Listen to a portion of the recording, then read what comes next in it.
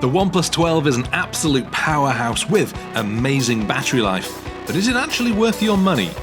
Let's find out. OnePlus's latest flagship phone is packed with potent tech, from its glorious screen to its insanely powerful processor.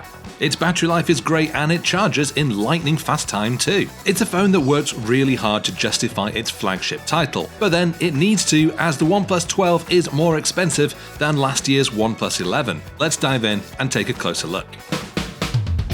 Visually, the OnePlus 12's design doesn't stray too far from the OnePlus 11's. It features an almost identical circular camera unit set into a curving glass back with a glossy aluminium frame. The 12's glass back is frosted now though, and my green review model features this wavy pattern that I quite like. It feels good to hold with quite a solid feel to it that I think feels more premium than last year's quite slippery 11.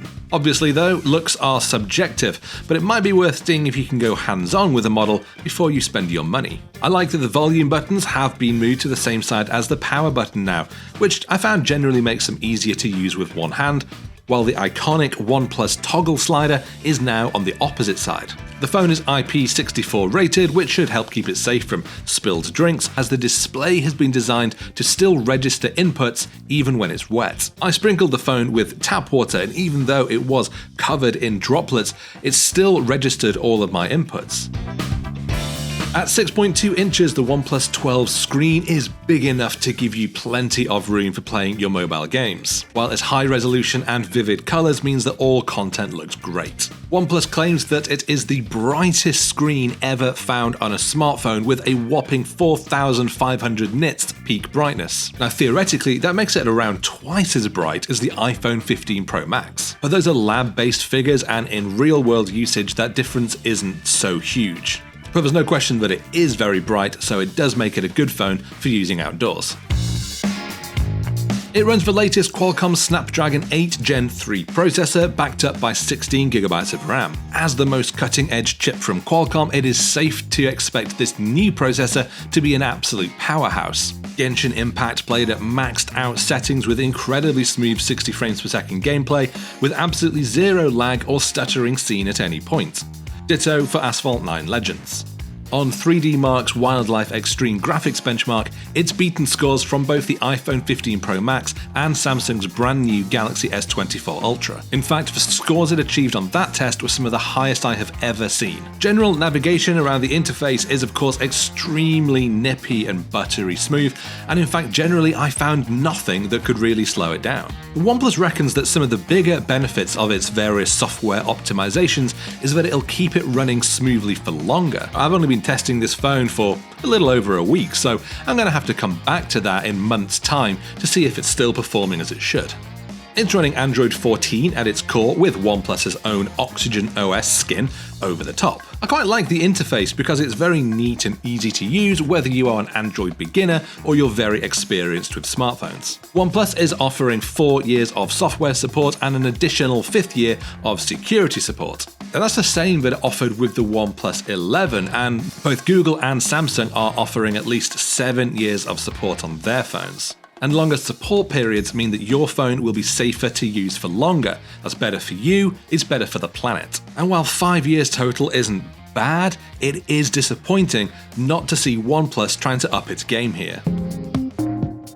The other aspect to OnePlus's various software optimizations is in power efficiency. And together with a pretty capacious 4,500 mAh battery, this phone delivers superb battery life. After 3 hours of YouTube streaming at full brightness, this phone had dropped from full to only 95% remaining, which is one of the best efforts I have ever seen on this test. In short, I am very impressed with the battery on this thing. But if you do happen to start to run low on power, then putting it back into the phone is a very quick process. In the US, the OnePlus 12 supports 80-watt fast charging, which should take the phone from empty to full in a little over 30 minutes. My UK model takes that even further with 100-watt fast charging. Now that should take it from empty to full in about 26 minutes, or empty to half full in only 11 minutes. Fast charging like this is one of my favourite features of any phone, because it means you don't need to worry about running out of juice towards the end of the day. The phone also has wireless charging, something not seen on last year's OnePlus 11, and it's fast too, supporting 50 watts wireless charging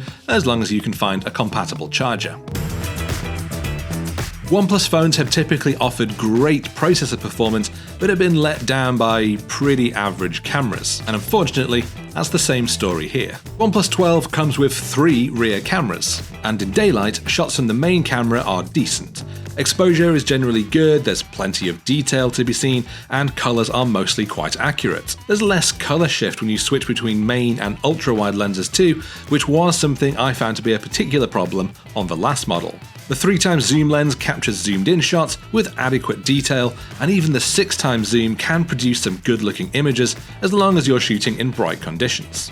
It's a shame not to see a longer telephoto zoom here, as I absolutely love the 5x optical zoom on both the iPhone 15 Pro Max and the Pixel 8 Pro. At night, performance significantly drops. Images from all lenses are surprisingly dark, with the ultra-wide in particular producing very underexposed shots. I actually often preferred nighttime images taken on the OnePlus 11. The optical zoom has been very hit and miss at night, with some shots looking okay, while others have come out with such mushy details that they look out of focus. I've been rather surprised at the poor nighttime performance here, as the larger image sensor and wider aperture of the main camera should allow it to capture more light. And indeed, in more low light rather than specifically night mode conditions, I did find the camera was able to take some good looking images. But overall, I am underwhelmed by the camera performance on the OnePlus 12. It's definitely capable of taking nice looking images in good conditions, and maybe those of you just wanting snaps of your family and friends will be well served. But it's definitely not up there with its flagship rivals, with its night mode in particular letting it down. There is plenty that I like about the OnePlus 12. It's extremely powerful, its battery life is superb, and its display is big and bright and vibrant. But there are some problems which I don't like. The camera is not great, particularly at night. And while its software support is not the worst around, I really hope to see OnePlus extending it even further to match what both Google and Samsung are offering. Still, if you're after a high-performance phone for gaming with a battery that'll put up with punishment, and as long as you're not that into your photography, the OnePlus 12 is definitely worth a look. What do you think to OnePlus's latest phone? Is it the model for you, or have you got your sights set elsewhere, perhaps on Samsung's latest S24 line? Do of course leave your thoughts in the comments below, and you can check out the box below this video for a lot more information.